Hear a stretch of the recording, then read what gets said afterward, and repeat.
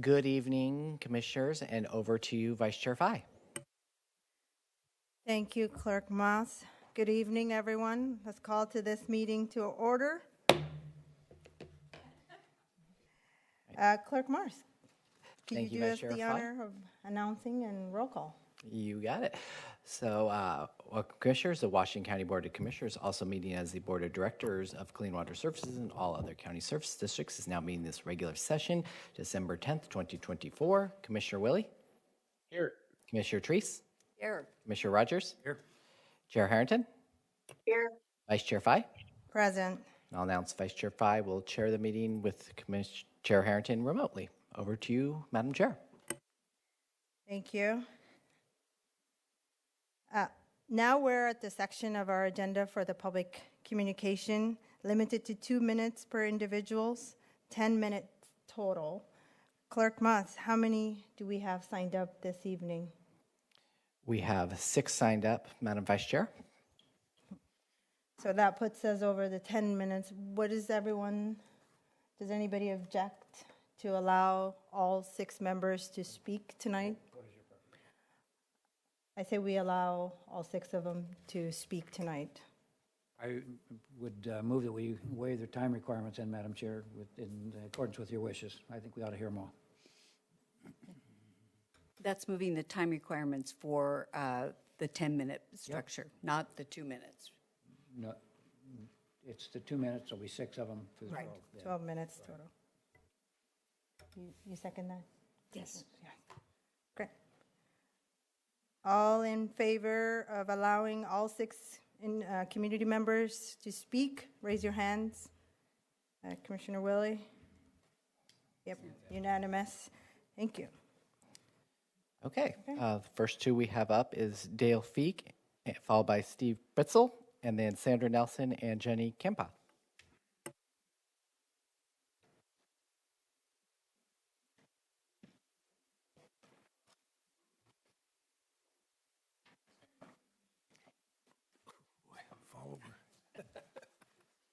It's all right. Chair Fye and Commissioners, I'm Dale Feek. I had a chance to talk to Bob Terry before this, and I will let you know he agrees with most of what I'm going to say. And you honored veterans not too long ago, so I am going to be talking about Pete Hegseth and why it's a bad choice for Secretary of Defense. Pete Hegseth, Trump's nominee for Secretary of Defense, has no qualifications for the job. He has never run a large organization, has no national security expertise. He has zero notion of which other countries might threaten America or how. In his books, this is simply not a subject beyond a few cliches. Hegseth does not believe in alliances. For him, NATO is a great example of a dumb globalization. Hegseth never notes that the politicized Russian army meets all of his standards perfectly, but it is ineffective and commits war crimes. Hegseth has almost nothing to say about the most significant armed conflict of our time and has not visited Ukraine or learned anything about it. Hegseth's misogynist gender politics are consistent with his polygamy and the accusation of rape. Hegseth's enemies are all internal: the left, Muslims, and immigrants. He repeatedly claims that the left wishes to annihilate everyone else, which is a call to violence. Hegseth, a Christian Reconstructionist, believes that Americans should be governed not by law or by the Constitution, but by God, as interpreted, of course, by Hegseth and his friends. He calls for a holy war and a crusade against Americans who think differently than he does because God wills it. Trump is the pretext. Hegseth wants to make crusade great again. According to his books, he could be counted upon to ignore threats to America from abroad and to use purged and politicized military against his enemies. Thus, he represents apology of regime change. Trump's nomination of Hegseth is the best understood as part of a decapitation of strike against the Republic. Thank you for listening. Thank you. Go ahead, sir. Good evening, Vice Chair Fye and Commissioners. I'm here to talk about vote by mail and DMV voter registration legislation. My name is Steve Pitzel, and I've been a Washington County resident for 25 years.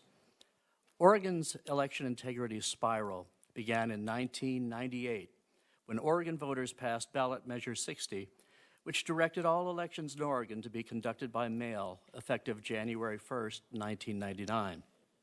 As a result, Oregon was the first state to conduct a presidential election entirely by mail in 2000.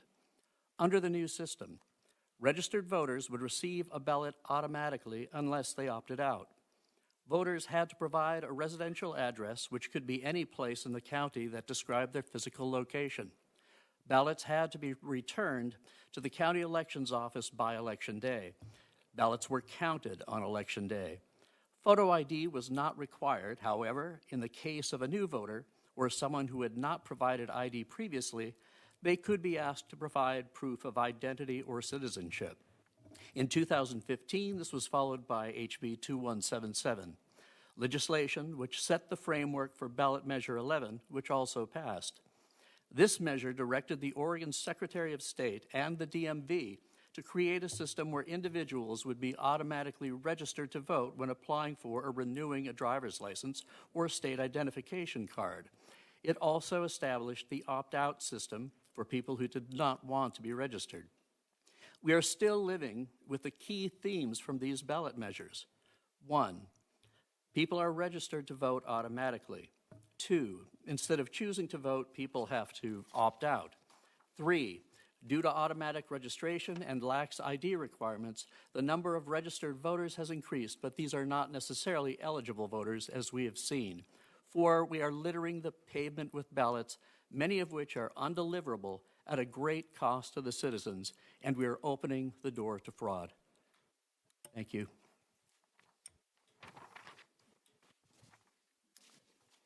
Next. Sandra and Jenny.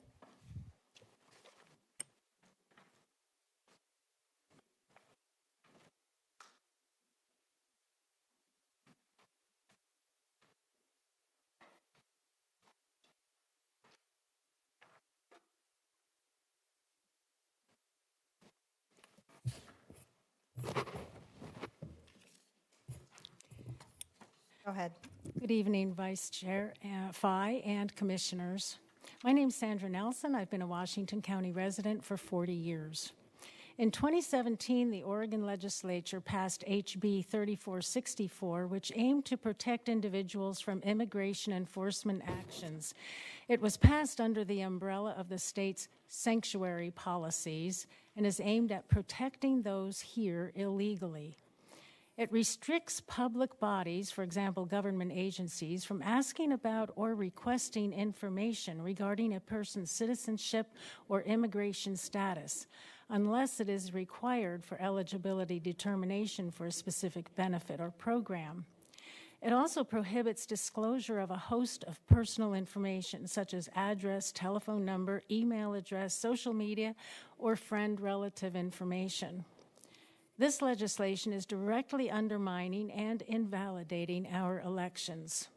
Since citizenship is a requirement of voting under federal and state law, it is entirely unacceptable that the DMV and other agencies do not ask for proof of citizenship when registering people to vote, but instead allow non-citizens to self-attest and opt in to vote. Also passed in 2017 was SB 802, which allows 16-year-olds to pre-register to vote. The stated purpose of the bill was to encourage civic engagement and to make it easier for individuals to vote when they reach the age of 18. Once they're registered at 16, their registration remains inactive until they turn 18, at which point they automatically become a registered voter or active. The question is, what happens if their family moves away? What happens to the ballot if the person isn't removed from the rolls? If the individual moves away for college and receives a second ballot at that location, what happens to the extra ballot? We've had numerous such cases reported to us. Thank you.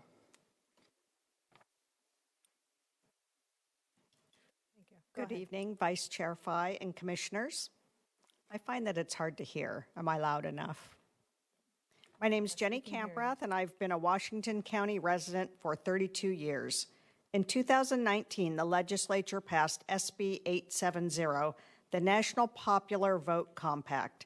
This is an agreement among a group of U.S. states and the District of Columbia to allocate all their states' electoral votes based on the national popular vote rather than the outcome of the popular vote in each individual state. The legislation seeks to undermine the Electoral College and the will of the people in each participating state. It only takes effect if the states in the compact collectively control a majority of the electoral votes, 270 out of 538. As of April 2024, they have 209 electoral votes. Imagine if it had been in place this year.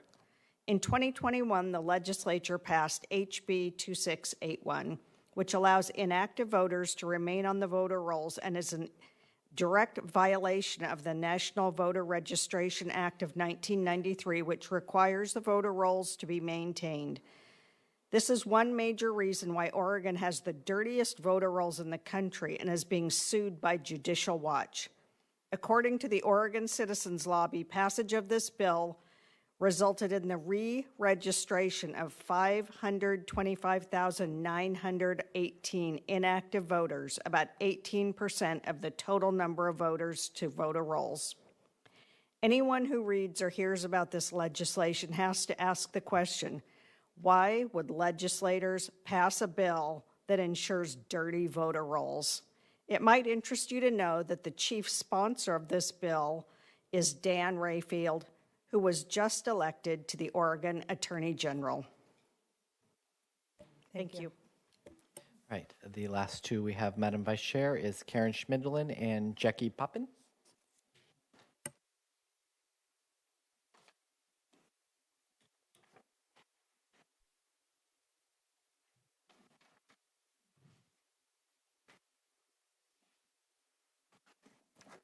Good evening, Vice Chair Fye and Commissioners. My name is Karen Schmidlin, and I've been a Washington County resident for over 40 years. As though allowing dirty voter rolls wasn't enough, in 2021, also during that year that the legislature passed HB 3291, which allows completed ballots to be accepted past Election Day. This has amounted to thousands of ballots in Washington County. In one place, the text reads, the ballot must, 1, have a postal indicator showing that the ballot was mailed not later than the date of the election, and 2, be received at the office of the county clerk not later than 7 calendar days after the date of the election. But further down on page 3 of the bill, it states, if the elector returns the ballot by mail and a postal indicator is not present or legible, the ballot shall be considered to be mailed on the date of the election and may be counted if the ballot is received no later than 7 calendar days after the election. And per our elections manager, they are all counted in Washington County. If a ballot isn't postmarked, then how is it getting to the elections office by mail? When we visited the USPS distribution center by the airport, the manager stated unequivocally that the USPS postmarks every single ballot. A panel of judges from the Fifth Circuit U.S. Court of Appeals ruled that mail-in ballots with a postmark later than Election Day are invalid as they violate the election law clause of the U.S. Constitution. This case is under appeal and will hopefully rectify the issue we have in Oregon, one of many. And by the way, once again, one of the chief co-sponsors of this bill was Dan Rayfield, our newly elected State Attorney General. Thank you. Go ahead. Good evening, Commissioner Vice Chair Fye and Commissioners. My name is Jackie Poppin, and I have been a Washington County resident for 12 years. HB 4133, which was enacted in 2022, resulted in many of the issues we have before us today. This bill requires a person registering to vote to enter only the final 4 digits of the person's valid Social Security number.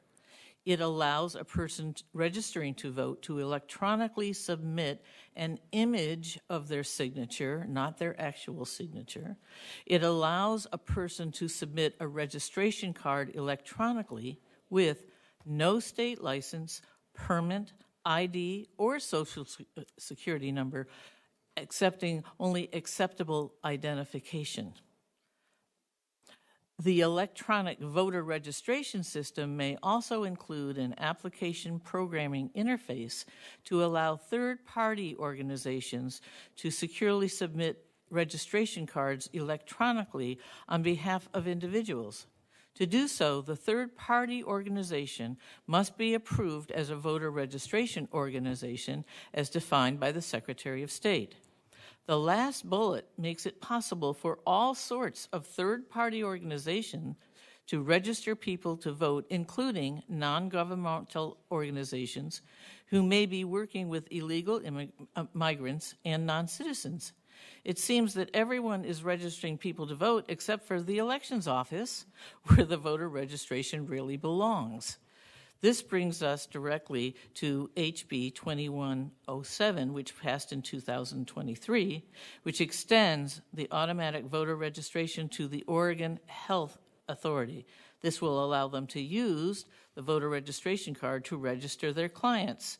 To this date, it has been on hold because Medicaid was uncomfortable with the electronic sharing of signatures. Thank you. Thank you.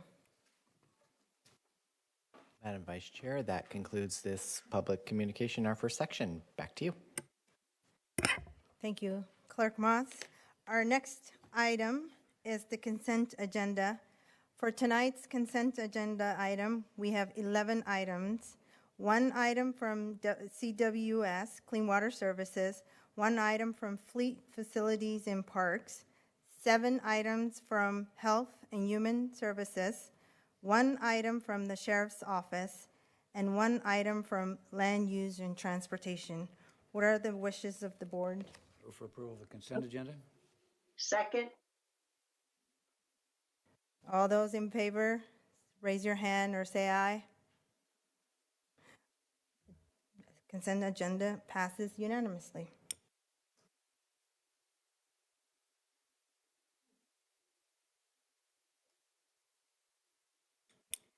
Our next item on the agenda is our action item section, and we have 1 item tonight. And the item is to authorize Chair Harrington to sign employment agreement for the county council.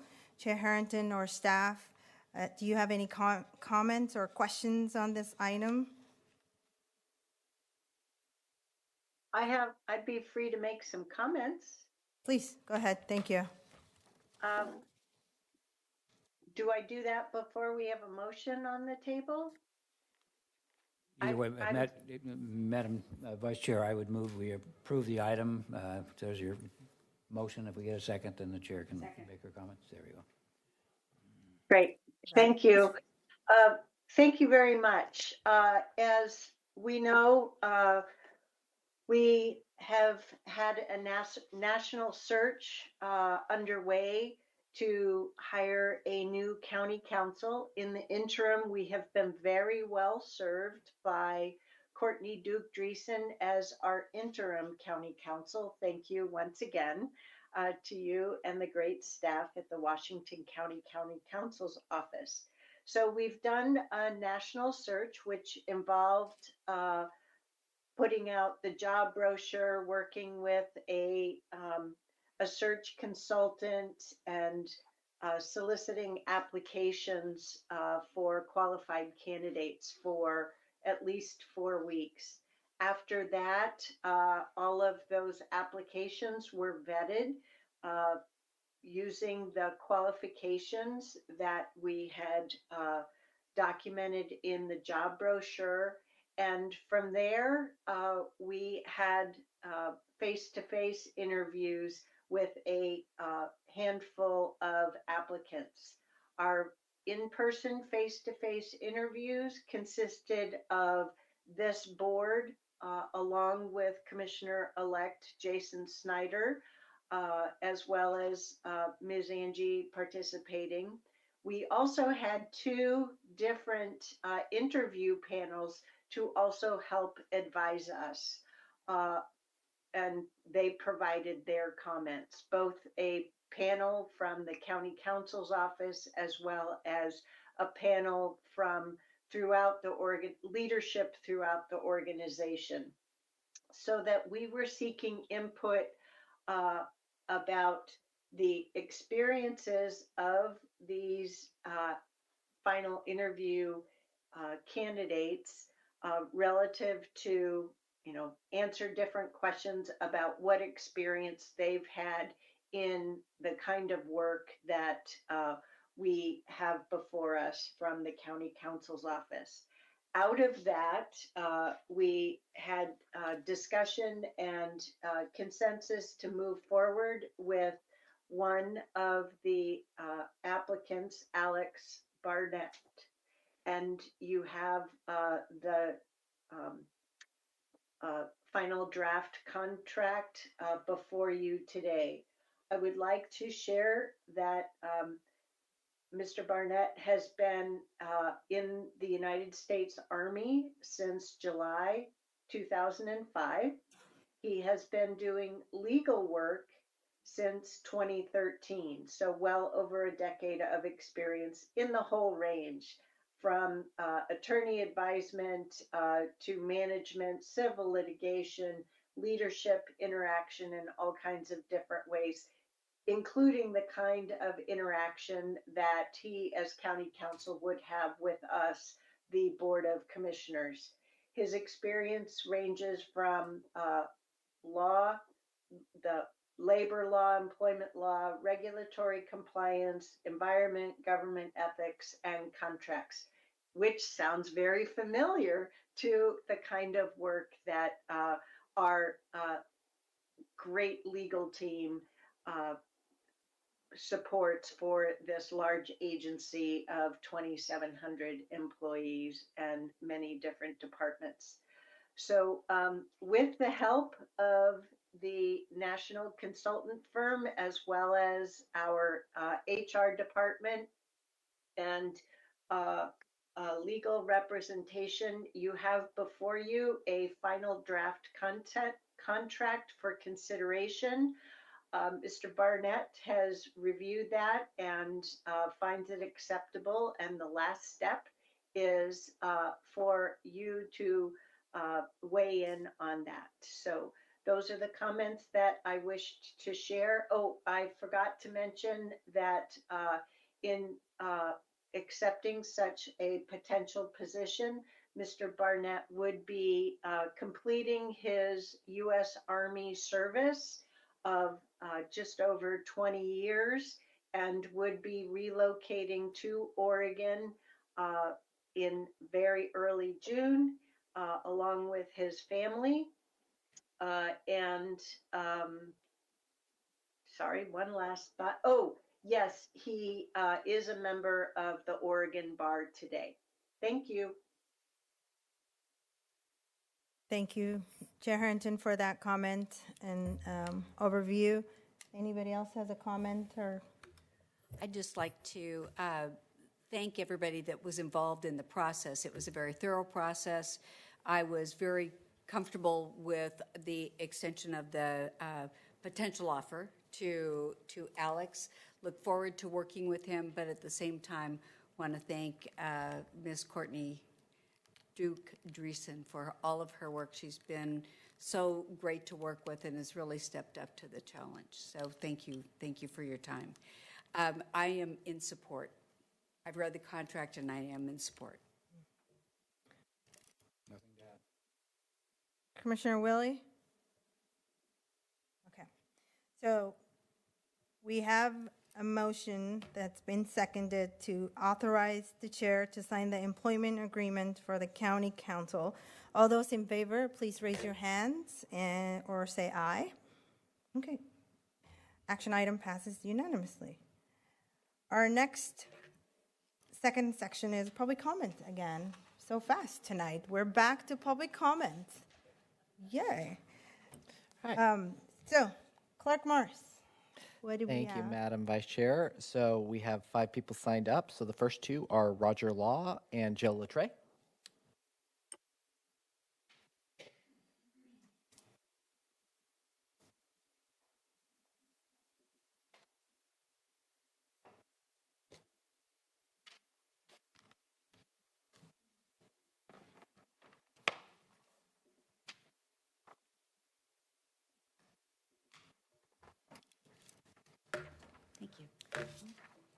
Go ahead, Roger, you can start. Greetings, Vice Chair Fye and Chairman Harrington and Commissioners. I am Roger Law. I've been a resident of Washington County for 42 years, and I have concerns about our out-of-country voting. While we have touched on the topic previously, you will hear more details about our findings today. As you know, UOCAVA stands for the Uniformed and Overseas Citizens Absentee Voting Act. Its purpose is to make it easier for military personnel and citizens out of the country to vote. Unfortunately, it has also created a fertile ground for election fraud. UOCAVA provides a single mechanism for adding invalid or phantom voters to the voter rolls. You can register to vote online by filling out and submitting a federal postcard application form called FPCA, which has very lax identity requirements, including the last 4 digits of your Social Security number and a driver's license number, but neither are required. You must claim to be living out of the country, but there's no way to verify that is true. You can decide which state and county you want your ballot to be counted in by providing any address inside that county. You don't have to have an association with that address or with the county, past, present, or future. Just check the box that says either I am a U.S. citizen living outside the country and my intent to return is uncertain, or I am a U.S. citizen living outside the country. I have never lived in the United States. What prevents fraudsters from using UOCAVA to register people without their knowledge? Does our county have the ability to verify someone's identity if they've never lived here? Is there a way to verify that these people are really living abroad? The FPCA form does require a signature, but if the person doesn't live in Oregon, how can the elections office know if the signature is legitimate? So it's possible to end up with a significant number of phantom UOCAVA voters in our voter rolls. Phantom voters can submit an electronic ballot without ever receiving ballots in the mail. This is accomplished by going online to fvap.gov or the Oregon Secretary of State's website to fill and print the ballot. It gets submitted to the Washington County Elections Office by email or fax. A signed form called Email Vote Secret Ballot Waiver Form, SCL 531, must also be submitted with a ballot image.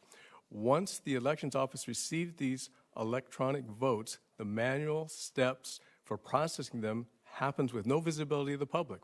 Observers are unable to watch the extracting and the printing of ballots and the forms that were received by email. There is no observation of the signature checking or if a reference signature even exists. It's impossible for the observers to see whether the manual entry of votes is being done accurately during duplication. After the 2022 election, we spent around $2,000 on public records to get a better look at its results. The voter rolls show that about 2,100 voters were eligible to vote under UOCAVA rules. 474 of these voted electronically. Some significant issues were noted. One, more than a third of the SCL 531 secrecy waiver forms were incompletely filled out with no mailing address provided. Two, one voter submitted 2 ballots by email on the same day, one with an address in Mexico and the other an address in Laredo, Texas. It appears that both ballots were counted. 3, the SCL 531 form specifies that an image of the voter's signed ballot envelope is required. I'm curious if or how this requirement is being enforced. I suspect not. 4, it appears that none of the signatures were challenged. 5, based on information from a January 2023 copy of the voter rolls, 76 UOCAVA ballots were submitted by voters who were ineligible to vote by this process. These ballots were all accepted and counted. Accepting them appears to be unlawful. 6, of the 551 ballots received electronically, all but 1 were accepted and counted. Given the issues just described, a significant fraction of them should have been rejected. We do not have any data yet for UOCAVA voting in this November's election. All we know is that our requests for increased observability continue to be denied by elections officials. In order to balance out the large risk of fraud under UOCAVA rules, we are asking for a radical level of transparency. Election observers need to be allowed close-up observation of every step in the processing of these ballots. Thank you for allowing the Spirit of Truth to speak through me. Go ahead. Good evening, Vice Chair Fye and Commissioners. My name is Jill Latreille, and I've been a resident of Washington County for over 30 years. I have multiple topics to share from my hours and days of observation of this election, but today I will focus on ballot adjudication. When a ballot has selections that are not able to be determined by the tabulation software, adjudication teams view the scanned ballot images and manually enter what they determine to be the voter's intent. During most of the adjudication, observers can view both the original ballot scanned and the selections made by the adjudication team projected on the shared screen in the observer room. However, as with the signature verification process, during adjudication, the election office often utilizes more workstations than are available to be viewed in the observation room. Observers can view 2 adjudication screens or 2 teams, while there are 3 and sometimes 4 teams doing the work. Teams are visible sitting at the computer workstations on the alternating video surveillance, but there is absolutely zero observation of these processes that are performed on the workstations that are not projected to the observers. We cannot see the original ballot or the adjudicated results. Over a period of several days, I and other observers also witnessed adjudication teams entering voter selections from unscannable ballots.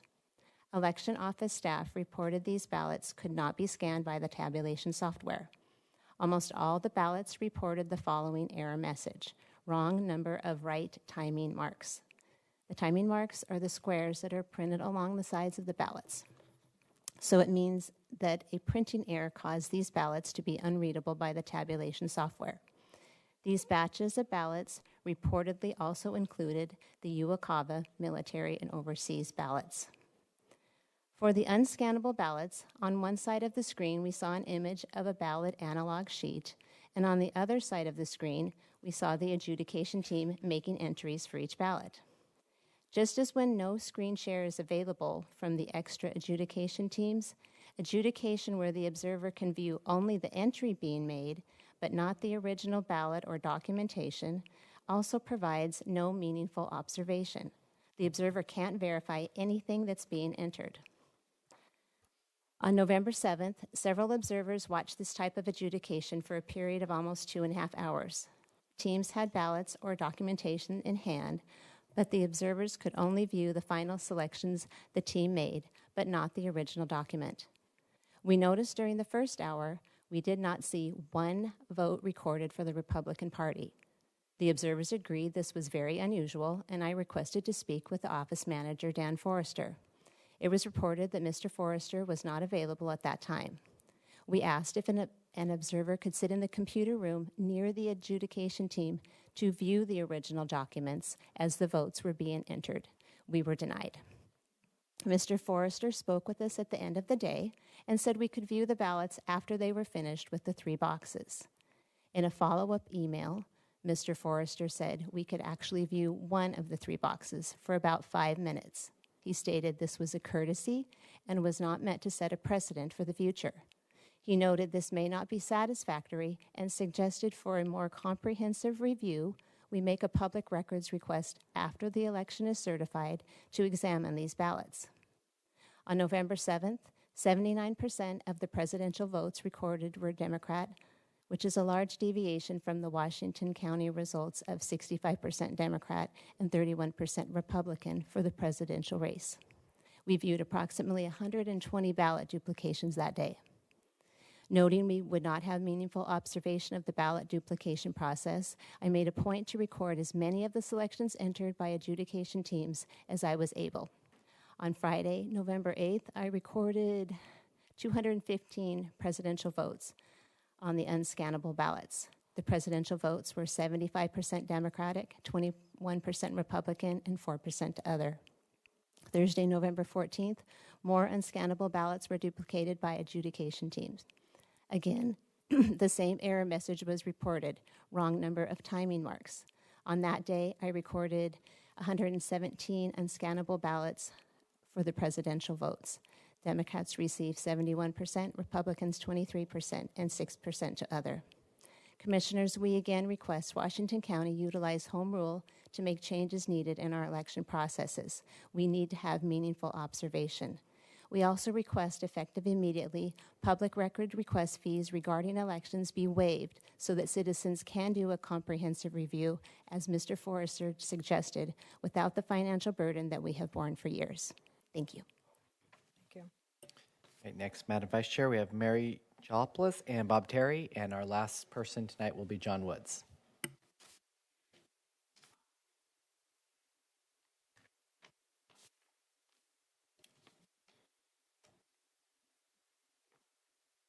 Good evening, Vice Chair Fye, Chair Harrington, and Commissioners.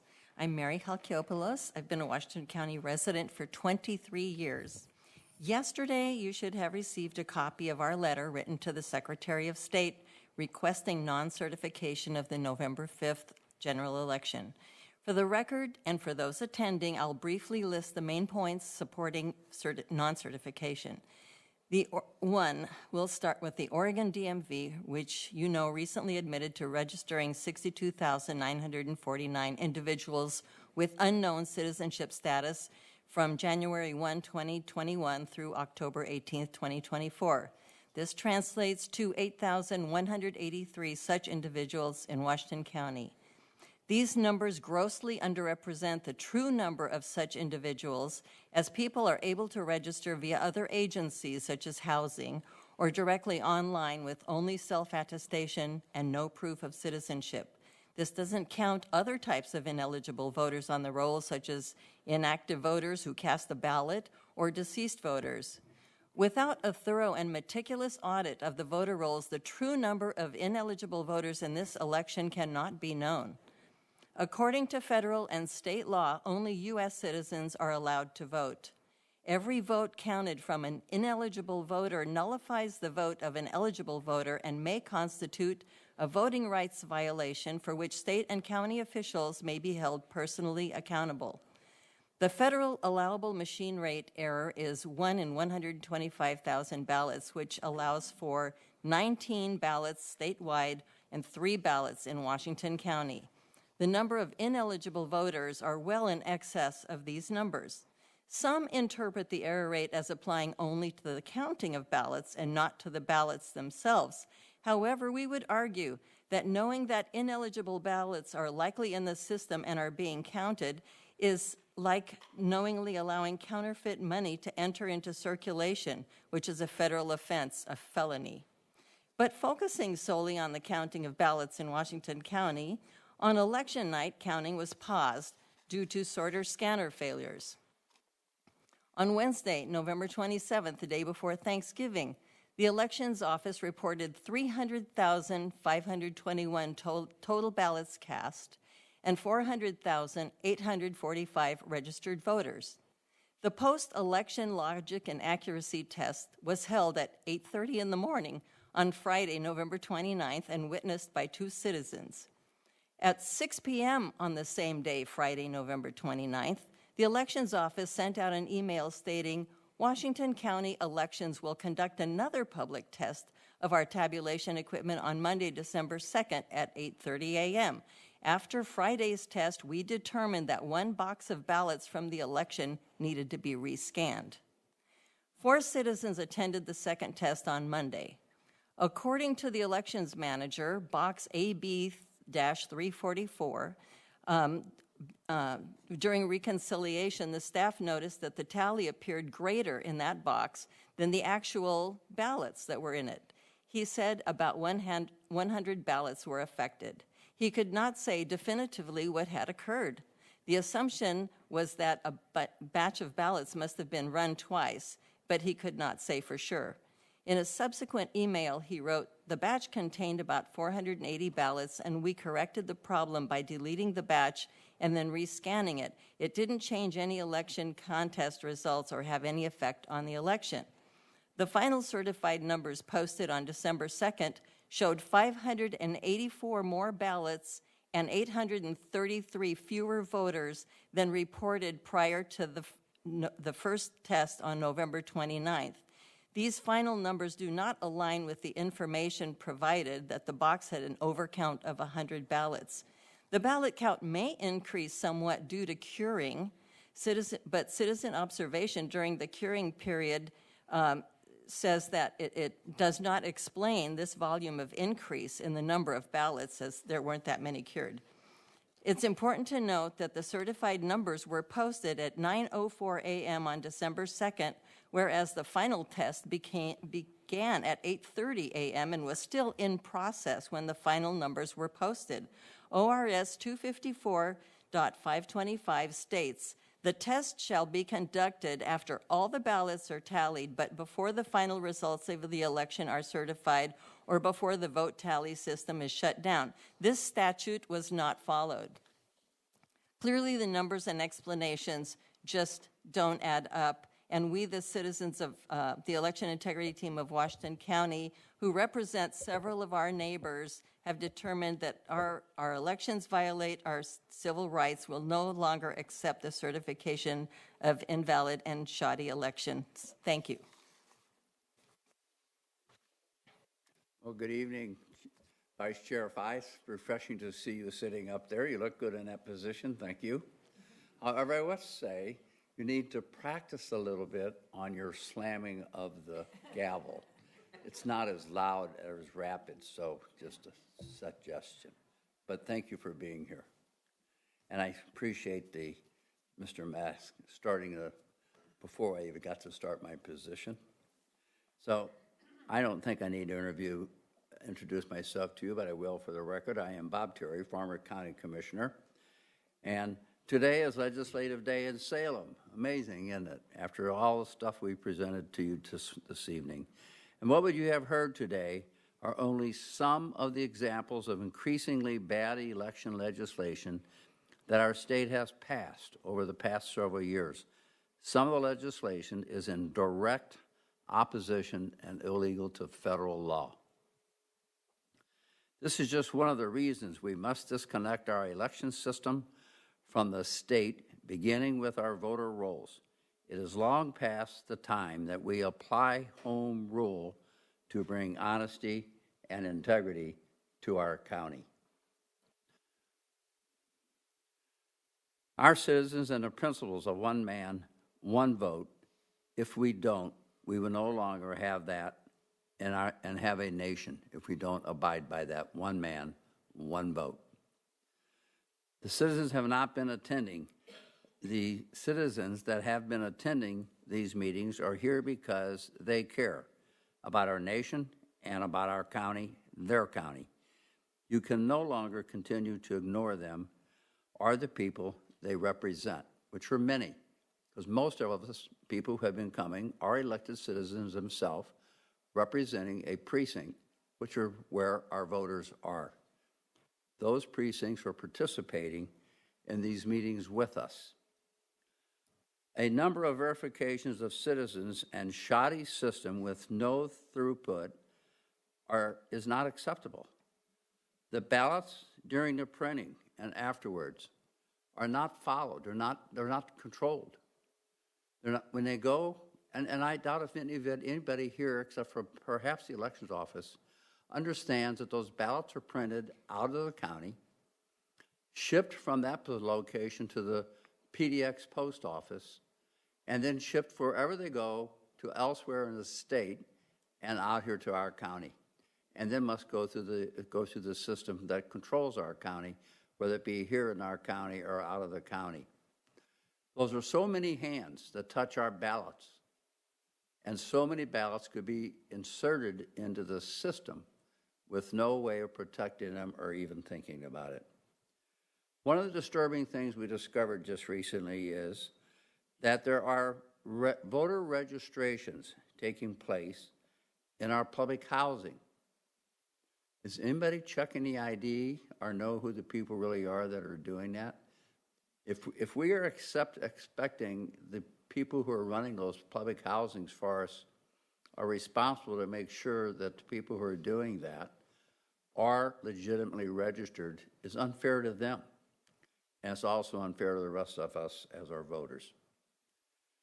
We must bring this back to home rule. Contrary to what we've been heard elsewhere in this room, home rule is real. And in the last piece of legislation that was done on rank file voting, I remind you once more again that rank file voting was accepted to home rule counties. There's a reason for that. And even though we are spending the amount of money we are on all the automation, as you've heard this evening, it breaks down, creates errors, and is inefficient, and in most part is even outdated. As we reported to you earlier in one of our sessions, the people who inspected our systems were not certified themselves, and their certification had elapsed. That certification since has been in place, but where is ours? We haven't been able to find it. We don't really know where our certification is. You see how you've heard what has happened this year.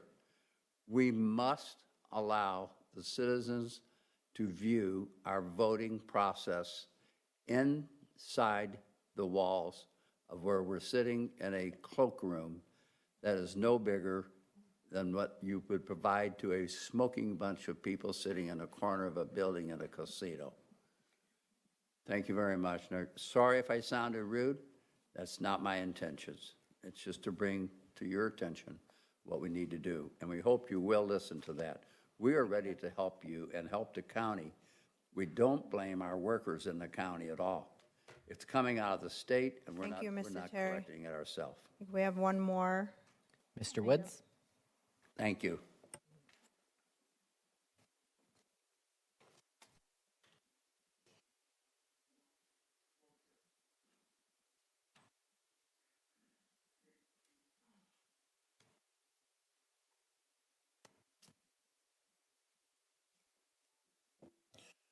Unfortunately, I don't have 11 iPads.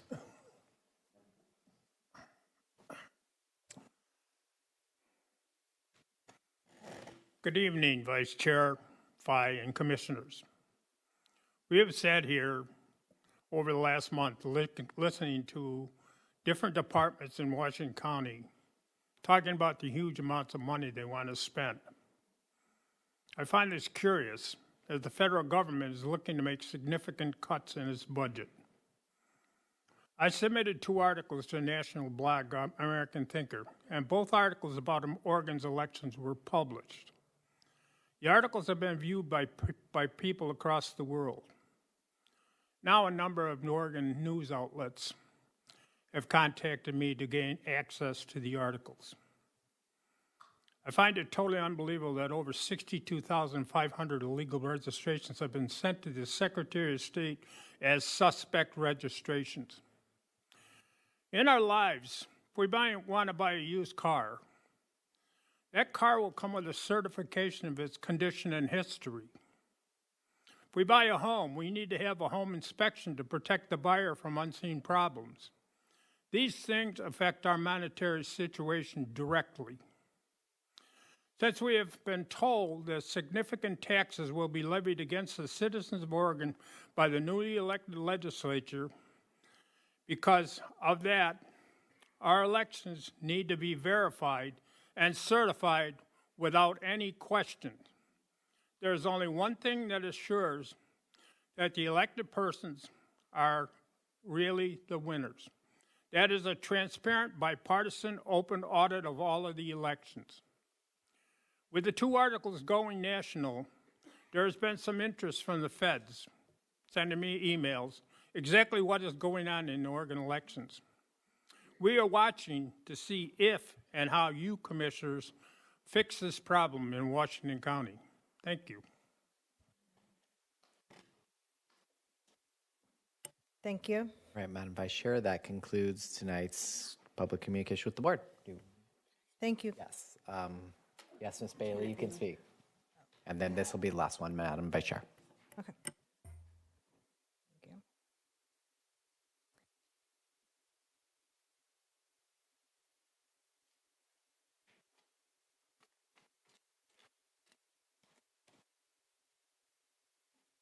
Good evening, everyone. I'm Janet Bailey. I live in Tualatin. Oh, hold on one second. Could we get the timer going? Yes, Should I sit on the other side? No, you're fine where you are. Either mic works. We just want to make sure we have a timer for you so that you get your full 5 minutes. Thank you, Natasha. Tell me when to start. Go ahead, you can start now. Thank you for listening to us. Well, here we are again, presenting facts to you, asking for action from the Commission to change Washington County's election process. Washington County has received a lot of negative attention lately, and we will not back down or go away. The topic of concern has been the lack of integrity in our county. We know the election laws that have been presented to you time and time again. We know that here in Washington County, our election laws are being violated. You have been shown facts and statistics to confirm that you are actually allowing Washington County to break election laws. You are forcing Washington County to be non-compliant to the laws of our county.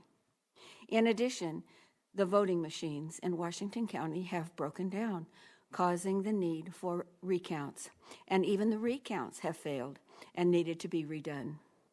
Voting machines are connected to the internet, can be hacked and algorithms tampered with, and set to favor certain candidates.